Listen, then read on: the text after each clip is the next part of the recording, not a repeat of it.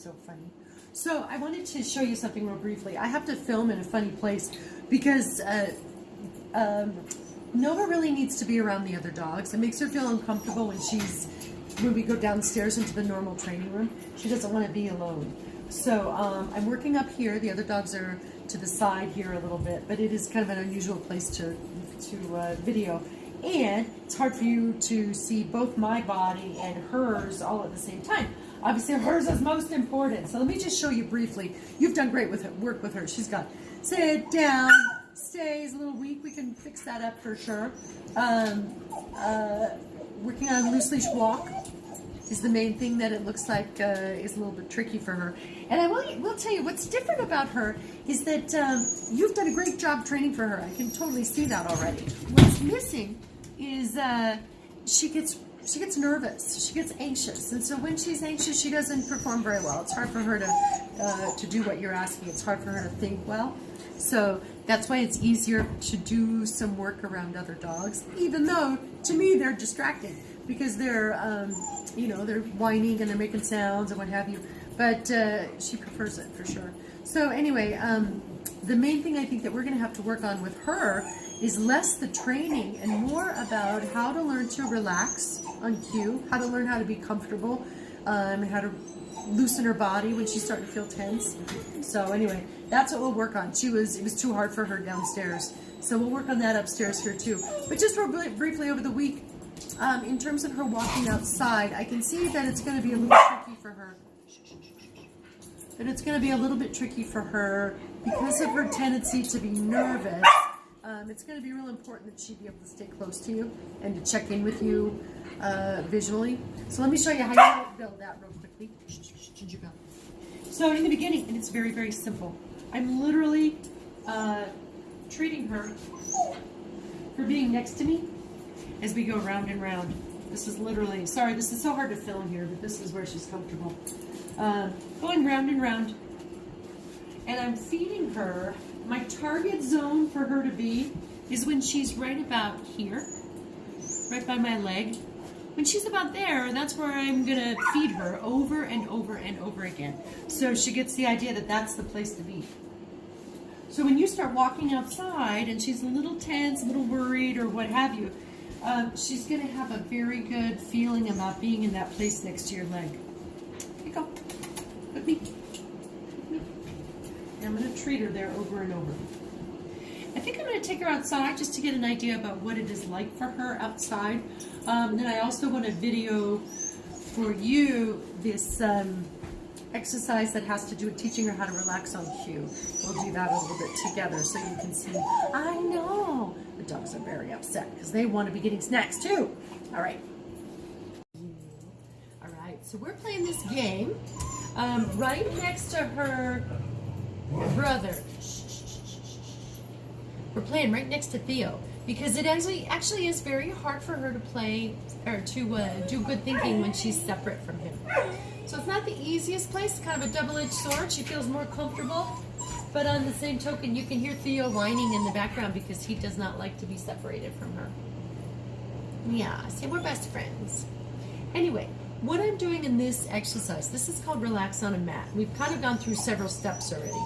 Usually what happens is I'm going to put out the mat, take a deep breath, and then she goes from a standing position into a down position like she is and starts practicing on putting her head down and stretching out her tail and relaxing her ears. You can see her ears are real forward right now because she's upset. She's kind of worried about being separate from her brother. I mean, it's not so easy. Okay, bye. So we're going to try again, see if we can come back. The thing is, if she's separate in my training room, it's just really hard. And you can see itching. That's a very common behavior when a dog is getting tense. Because I think this is where all of the problems in terms of obedience come from. Come on, bye.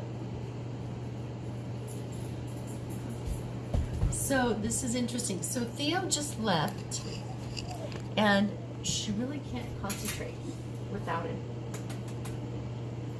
So this is the trick of having siblings. They become very reliant on one another. When they first came, they were both playing in separate areas and separate dogs and that kind of thing. Hey. There's my brother. But now you can see she's really worried without him. Come on, let's see if we can get back to work.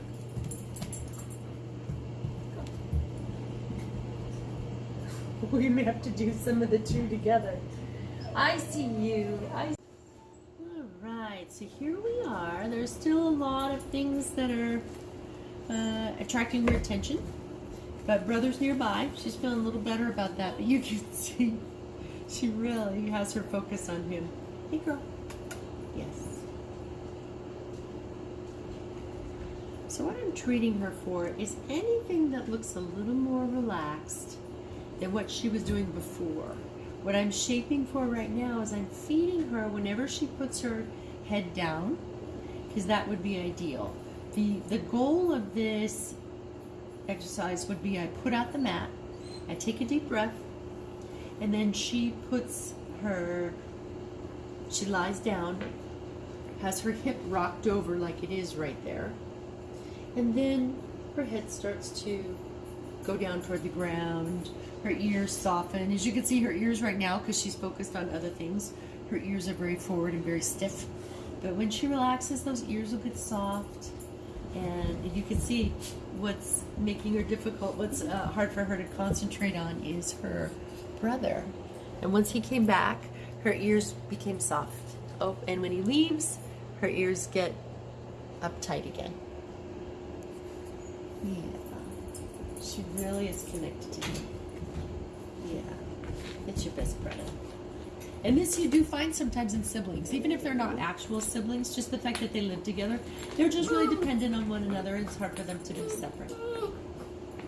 And this is the goal, to be completely relaxed. She says, really, I'm just genuinely tired. I think more than doing this on purpose, she's just genuinely really tired. But in a perfect world, this is the way this exercise goes, which is that you put it on a mat. Right now, she's on the hard floor because she wants to be close to the field. But you put down the mat, you take a deep breath, the dog goes into a down position, puts their head down, and just starts relaxing. It's a lovely behavior, and it's something that then you can use when you take the dog out or you're going working, taking the dog with you, somewhere where the dog is going to become keyed up and going to become uptight. Or, for example, when people come in the house, any sort of trigger where the dog gets uptight, teaching the dog how to pair this sensation of being completely relaxed with the thing that makes them nervous is just so powerful. It's a really great, it's a great skill. And I think that's literally the one that is going to make the most difference to her. Because I can see you've already done quite a lot of obedience work with her. She's just not able to perform because she's too uptight. Yes. Oh, that's lovely. Lovely. Oh, she's having a good relaxed time. And now she's come on the mat. Good girl. She's having some snacks. Very nice.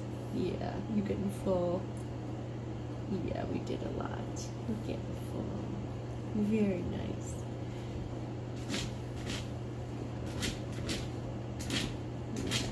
So I think I'll send you a video of another couple of dogs doing this so you can get an idea of what I'm trying to do. But learning how to relax on cue is going to be really, really important for her.